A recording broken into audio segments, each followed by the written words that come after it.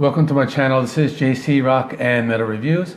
My name is John and I have another anniversary. I've been doing anniversaries all week, and this one is Rainbow Rising. It is the 45th anniversary. But before I begin, if you haven't subscribed, please subscribe. I do rock and metal reviews, rankings, and more. So Rising was released on May 15th, 1976. It was a time when there was not like a lot of heavy metal around. There was Black Sabbath, there was Deep Purple, but the year 1976, that was kind of like another like rebirth of heavy metal, because we had Sad Wings of Destiny by Judas Priest, we had Destroyer by Kiss, we had Jailbreak by Thin Lizzy. Those by the way, I have full reviews of. You can find them on my channel. These albums were all influential in the heavy metal world, but this album, Rising, was very influential. And this basically created its own subgenre, and which is power metal.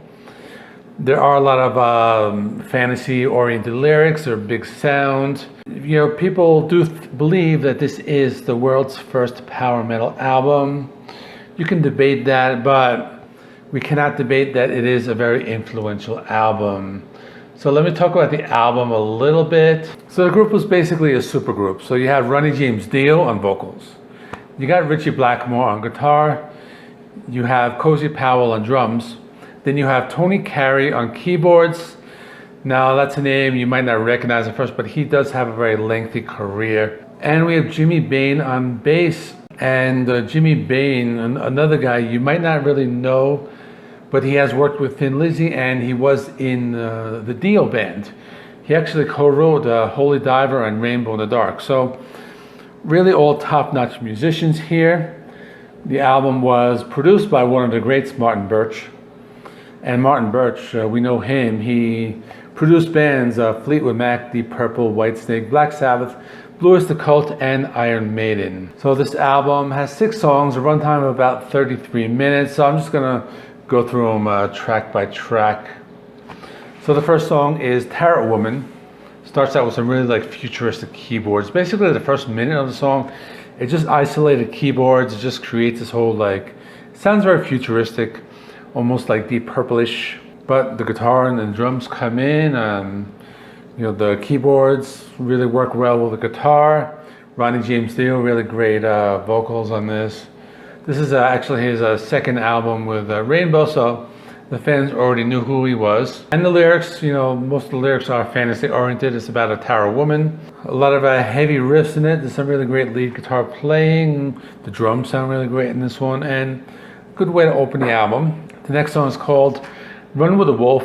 It's another heavy song, has some heavy riffs, really nice groove to it. Now this is a song that reminds me of something like that could have been on Black Sabbath's Heaven and Hell. It does have that type of style to it. This album came out 4 years earlier than Heaven and Hell, but you know, just that's kind of what it reminds me of. Very melodic song. The chorus is very like memorable. Really like the sound of the guitar solo. The solos on this album in general are a little more slower and melodic. They do get fast and technical at times, but you know, Ritchie Blackmore does have like a kind of more of a like a slower melodic style on this album. Really good song. The next song is called Starstruck, and the opening riff reminds me a little bit more of like a Deep Purple song. It's a little more of like a bluesy vibe, but the song again is very memorable. The song has a really great solo, just like the previous song. Just it's not very fast and technical. It's really melodic, slow, has a lot of emotion to it. So one thing that stands out with this album are the guitar solos. They're like really great, really melodic guitar solos in this. The next song is called Do You Close Your Eyes? And I think this would be maybe like the weaker or weakest track. I'm not saying it's a bad song, it's just a little weaker than the other ones. A little more reminiscent of like the 70s rock, that arena rock, like Foreigner, that type of thing. Again, that's just my opinion. You know, most of the songs on this album are like fantasy oriented and Dungeons and Dragons lyrics and things like that, but this one lyrically reminds me more of like Bad Company, Feel Like Making Love, that type of. And like I said, it's not a bad song, just my least favorite on the album. But the next song, it is my favorite, and it is the standout. and it is Stargazer. This is a very awesome song, very groundbreaking. They used the Munich Philharmonic Orchestra, which was something that had never been done at the time, and you can even say this is the first like symphonic metal song.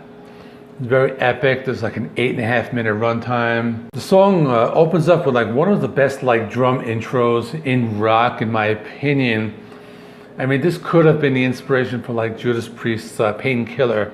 I probably should have had that in the background. I do have the vinyl for that, but I forgot.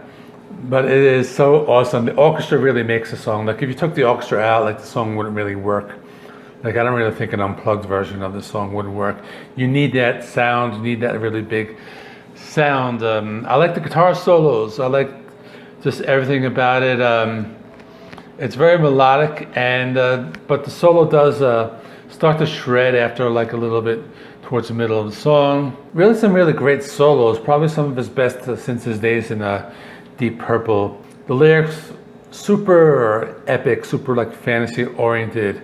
He talks about wizards, whips, chains, a tower of stone, a desert, a star, and there's even a rainbow rising. I mean, this is like the most epic song you could ever like listen to. And the last song, another epic song. It's probably not as good as Stargazer, but it's a little more of a faster song, a little more technical, more melodic, maybe like proto or proto speed metal, you could even say. This is just straightforward heavy metal, heavy riffs. Ronnie's vocal, as always, are good. There are two solos. It starts with a keyboard solo. That reminds me of something like Deep Purple, but I really like the use of the keyboard solo and then the guitar solo. Again, Ritchie Blackmore's playing. It starts out very more like slow, melodic, but then he starts to shred. You know, the solo is very long. There's like a long stretch of the song without even hearing a Ronnie James Dio, but it's a good song. It's a good album closer. And so that's it. It's a 30-minute album. Probably considered to be one of the most influential albums in the realm of heavy metal, considering it is 1976. So let me know down there in the comments section, what do you think of this album? And what do you think of Ronnie James Dio? You know, he actually passed away on May 16th, 2010, and that's almost the same day as the release of this album. This was released on the 15th. And it would be like 34 years after the release of this album when he passed. Ronnie James Dio, you know, he probably wanted to rise with a rainbow. That's why he left us on this particular date. He's been gone 11 years.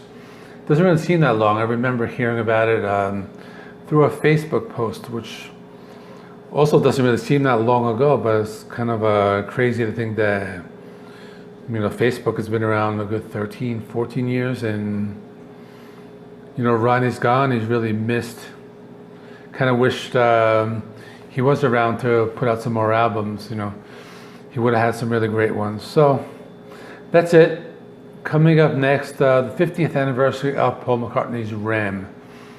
I'm going to be actually a few days late for that one. I believe that was released on the 17th, May 17th, 1971.